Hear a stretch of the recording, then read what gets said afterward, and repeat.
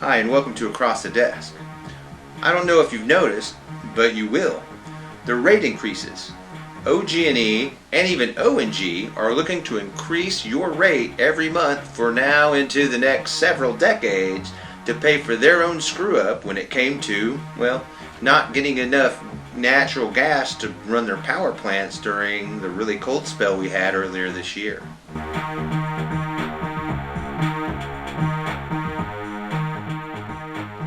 So, if you were here in Oklahoma over the last year or so, you experienced an ice storm almost exactly a year ago, right around Halloween.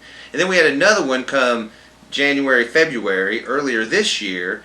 And that really put a lot of strain on our utility systems, especially electricity. And the thing was, they usually buy natural gas to run their power plants here in Oklahoma. We used to do coal and we have some nuclear, but mostly it's natural gas around here.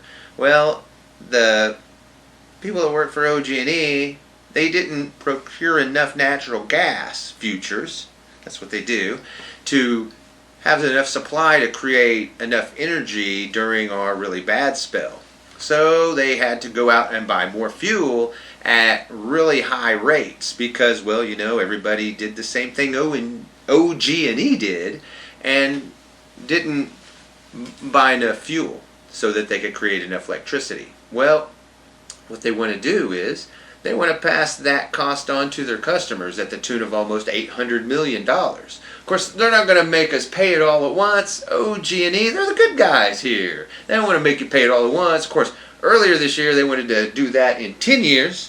So it would be 3 times the rate they're going for now. So now they've stretched it out to 30 so that by the time you're long and dead, they still won't be paid off for what happened this time around. And what's even better is there's no guarantee that this won't happen again. They have no plans in place. This rate increase doesn't come with any new people or any kind of new ideas when it comes to avoiding this situation. Just that, if it happens again, well, they may increase our rates. And, with the way our corporation commissioner is, and the way those 3 judges are on the panel, and the way og&E is, and the people that sit on that board, well, they're pretty well connected. So they're going to probably get what they want. And we're lucky here in Oklahoma that they just don't rape us totally over, because that's pretty much what we got. Now, og&E on this whole deal, they got their PR thing out. Well, we need to recover this because we paid a lot of money out and we're out a bunch of losses because of this. But they make a lot of money. Their utility actually pays a pretty good dividend on their stock for a utility. They really do. So, those shareholders, they want to keep their dividend rates the same, and they're going to do that by charging their customers more every year. Now, the thing about this is that this isn't the only time they've asked for a rate increase in the last 20 years. This is like the 3rd time they've asked for a rate increase in the last 20 years. See, and here's the other thing. The other thing that's a shocker is before all this happened, before all the ice storm disasters and everything else, they were asking for a rate increase. Well, guess what? I'm almost positive that they added that rate increase into the increase for their losses that they took earlier this year. And that's how og&E likes to play the game.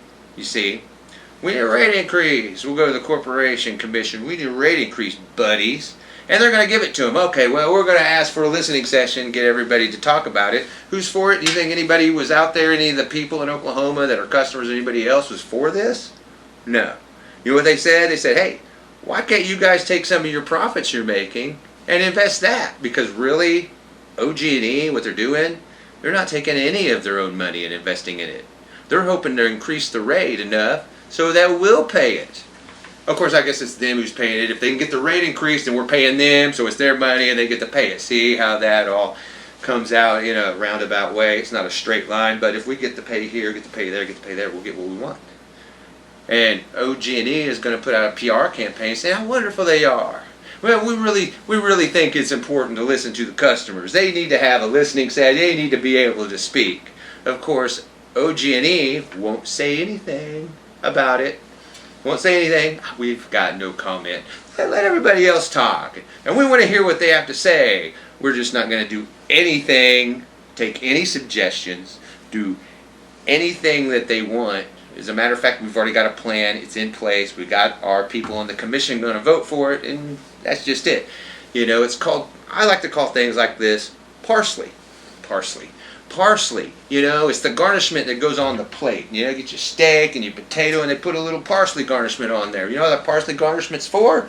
Nothing. It doesn't do anything. It just looks good. You don't eat it. It's just there for looks. And that's basically what this og&E, let the people speak session's all about. It's just parsley. It looks good. It makes us look good, like we care about our customers. We let them talk. Of course, we're not going to do anything they say, and we're barely going to listen to them. As a matter of fact, if they say anything crazy, we're going to call the presses and say, please don't do anything to put this out there to make us look bad. And this is exactly what og&E is doing on this rate increase. They're not putting any money forth on it. They're expecting the customers to foot the bill. They totally misjudged how much fuel they were going to need for the winter time. So they got caught with their pants down, and now they have to pay a bunch of money, and they don't want to take the loss. You see, and that's what that's about. This is a big, huge corporation not wanting to take a loss, you know, and this is so telling of a lot of different things. As a small business owner, I don't have that lucky option of going, you know, I think I'll pass all my losses on to my customers.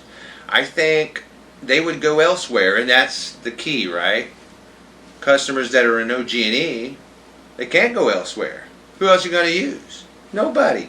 Nobody has infrastructure except og&E in the Oklahoma City area and beyond. That's who you got to use. You really don't have an option. That's why they supposedly have a corporation commission to keep, you know, monopolistic utilities in line.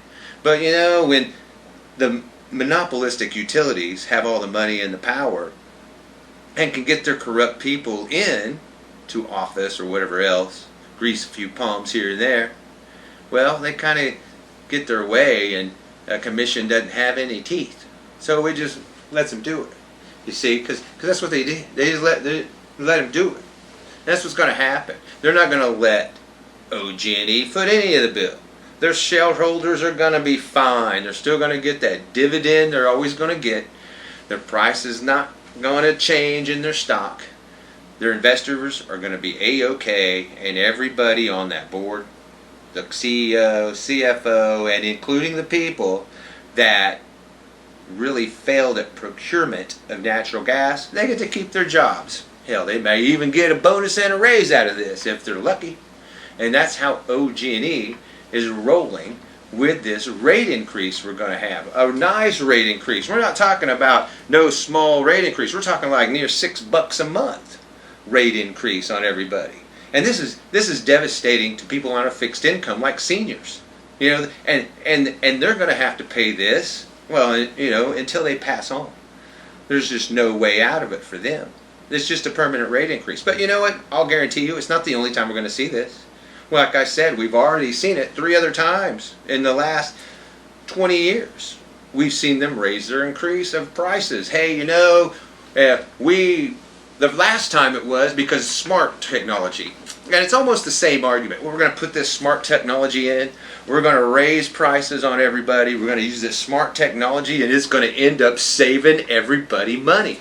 Well, you know, that's the same line they used on this. Well, you know, we're going to increase this fee $800 million over 30 years, and at the end of the day, it's going to save everybody money. And that's exactly what og&E spokespeople told. That's exactly what they said back in 2009 or 2006 when they wanted a rate increase then. Oh, this smart technology, it's going to lower your bill. What happened? Well, since then they've asked for 2 rate increases. Not only that, let's say 3, because they did it again last October like I was saying. So I'm sure they moved it into this. So there you go. It's not. They're totally lying to you to make themselves look good in a PR scheme. Hey, look, this is going to save you money at the end of the day. Guess what? I guarantee you in the next 30 years, our rates are going to go up. They're not going down. They're going to ask for another rate increase. And I'm going to probably have to do another show saying, hey, do you remember when they came out and said this would lower our bill? So there you go. og&E playing a slick game of we'll increase your rate and it'll pay off later and you'll get a savings out of it. No, what'll happen is you'll get the rate increase, they'll go for another rate increase, and the people that own shares of og&E stock, they won't see a decline in equity and their dividend may even go up. I'm going to watch it. We'll keep it on the books. We'll see what goes on with their stock over the next couple of years. And then maybe we'll get to do another show and see how it all pans out. But hey, wait a minute. Let's hold up here. We've been over og&E a lot. And I've almost slipped up and want to say ONG sometimes. But you know what? ONG is also looking for a rate increase too. But you know what they say? Just like ONG, they got a PR campaign too. And you know what it says? Oh, this isn't because of the ice storm stuff that happened. Of course, you know, if you're ONG and you're getting the natural gas and selling it, you made out like a bandit. See, that's where all the money went. That's where that $800 million went that og&E had to fork up. It went to natural gas companies like ONG who were raising their rates like you wouldn't believe and popping them up like anybody's business and making og&E pay that extra money. Price gouging. Of course, you know, they're going to say it's not price gouging. But even ONG, after making that big windfall of profits when gas prices shot through the roof in the dead of winter, when that all happened, here you go. They got all that, and now they're coming home. We need a rate increase. Oh, but it's not because of the ice storm or because we're losing money. It's because we invested in all this infrastructure and we invested in all this equipment and pipelines, and we want to recoup that money. So that's their game. So, no, it's not this. It's this other thing. But you know what? I'm almost positive. Probably has to do a little bit with the extreme winter weather we had. I bet it does. I bet some of it has to do with that. And some of it has to do with maintaining their equipment for, you know, a more extreme climate, more extreme weather events. We're gonna have them. It's gonna happen. So yeah, maybe they really did. Maybe they really are. That's what they're doing. They are investing in their infrastructure for a new global outlook, and that's fine if they want to do that. And they want to pass that on to their customers. And you know, some of that may be fine, but I'm not sure if it's 100% of it. No, I don't know. But they do want to raise our gas rates, and that's not the only time they've wanted to raise them either, of course. They've wanted to raise them twice in the last 20 years. ONG, yeah, they're looking to raise our rates too. About the same time they're going to put this all in with og&E. So not only does og&E want to raise our rate, and in their deal say, well, you know, we're going to raise ours, everybody else should be fine. Well, no, not all these other utilities are going to raise theirs too. Like ONG is going to raise theirs, and they want to raise it. That's what they want to do, to recoup infrastructure costs. No, they didn't take any losses. Of course, you know, they're probably right. Especially if they gouged everybody during the extreme winter we had. They probably made out like bandits. So, you know, they probably ought to take that extra profit and invest it in their own business. Because, you know, yeah, let's see. Do you know any small businesses that can just say, you know, I had a whole bunch of infrastructure. I had to buy a bunch of vehicles and equipment. You know, I'm going to raise your fees 30% because of it. They would get laughed at. Those people would go somewhere else. They just would. Unless they couldn't go somewhere else. If they can't go somewhere else, well, then I'm just stuck. Right? You kind of got them over a barrel. That's how it is. Well, we're the only game in town. It's our infrastructure. So there you go.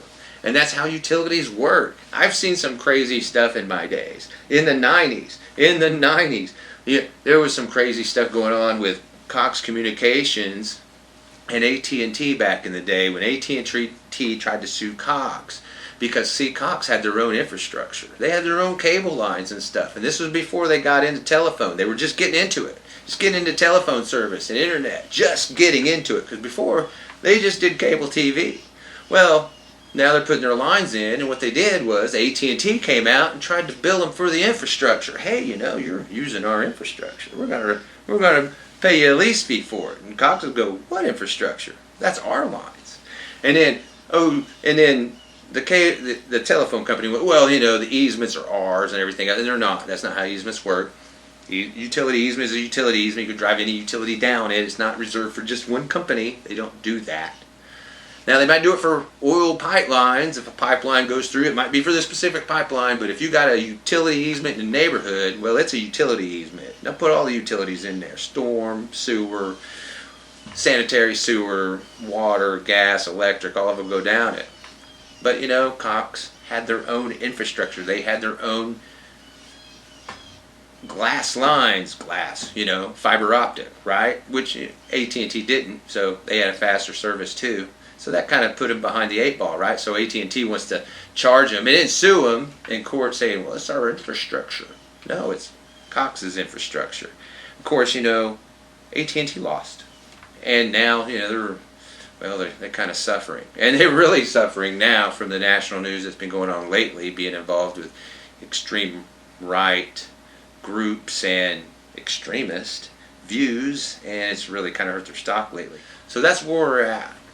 We're getting the people of Oklahoma that are beholden to Oklahoma Gas and Electric Company for their power and their needs are getting bent over and raped because, og&E messed up. And those people, they still get to keep their jobs. And we get to pay for it. Well, this is Across the Desk with Kit Fairchild, and we'll see you next week.